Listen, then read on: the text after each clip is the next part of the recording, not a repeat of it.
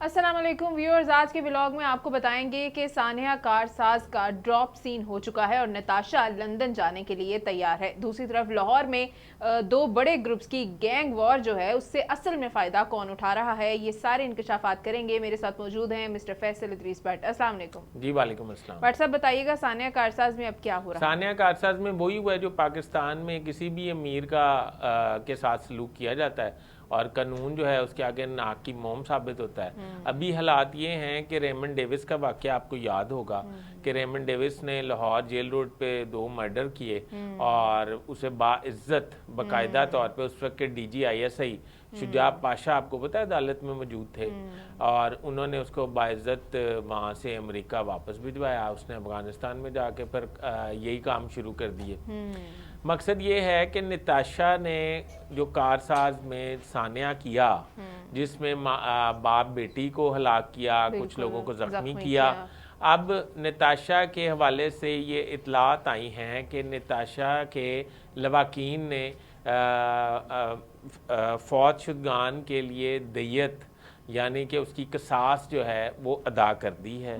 वो करोड़ों रुपए में है और अब नताशा को ज़मानत पर रिहा किया जाना बाकी है। अच्छा। और दूसरी इतलात ये हैं कि जो फौत हुए लोग, उनके लवाकीन जो हैं वो अदालत में बयान देंगे आज या कल, और जैसे ही वो बयान होंगे नताशा वहाँ से बाइज्जत बरी हो जाएगी और बाइज्जत बरी होके नताशा के लवाकीन को ये भी शराइत में तय पाया है कि नताशा वहाँ से घर जाने की बजाय सीधा एयरपोर्ट जाएगी। अच्छा। और वहाँ से लंदन तशरीफ ले जाएंगे और वहाँ जाके फिर वहाँ से टिकटॉक बनाएगी और वहाँ से पाकिस्तान के कानून का और अवाम का मजाक उड़ाएगी। बहुत ही अफसोस की बात है। अब दूसरी जो एक बड़ी चीज़ आजकल गर्दिश कर रही है वो है लाहौर की पुरानी जो चलती आ रही है गैंग वॉर। उसके हवाले से क्या बताएंगे, असल फ़ायदा कौन उठा रहा है इन दो ग्रुप्स की जंग? देखें, मेरा ये ख्याल है कि जो बिल्ला ट्रक्का वाला और तीफी भट्ट के दरमियान जो दुश्मनी चल रही है बड़े अरसे से, गैंग वॉर,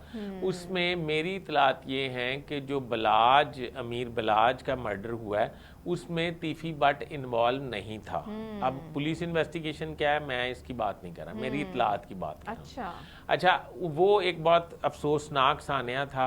एक नौजवान जो है वो अपनी ज़िंदगी से हाथ धो बैठा, जो पढ़ा लिखा था, इंग्लैंड से आया हुआ था, पढ़ के लिख के, और दुश्मनी से जान छुड़ाना चाहता था। अब इतलात ये हैं कि तीफी भट्ट के बहनोई जावेद भट्ट जो लाहौर के इलामा इकबाल टाउन में रहते थे, एक सादा लू मतलब सीधे सादे शरीफ इंसान थे और ना ही उनके कोई ऐसा उनके ज़हन में गुमान था कि वो तीफी भट्ट के बहनोई हैं और ना ही उनके ज़हन में ये था कि वो भट्ट हैं। वो बाकायदा तौर पे अकेले ही सब्जी लेने, खाना लेने, रोटियां लेने चले जाते थे अपने घर के करीबी मार्केट में। अच्छा। पैदल वॉक करते थे, ना उनका कोई गार्ड था, ना कोई गनमैन था, ना कोई सिक्योरिटी थी। वो अपनी मिसेज के हमरा और अपनी मिसेज के हमरा अपनी नवासियों को स्कूल से लेके आ रहे थे और पुरानी सी एक जीप थी जिसमें वो आ रहे थे, तो उनको मौत के घाट उतार दिया गया, उनकी मिसेज को जख्मी कर दिया गया। बच्चियां जो हैं वो मौजूदा तौर पर महफूज रहीं। ये इंतहाई अफसोसनाक वाक़या है। मेरी इतलात ये हैं कि इसमें भी टीपू ट्रक्का वाला फैमिली ख़ानदान जो है वो मुलविस नहीं, इसमें एक थर्ड पार्टी जो है वो फ़ायदा उठा रही है, जो इन दोनों की दुश्मनी को तूल देना चाहती है।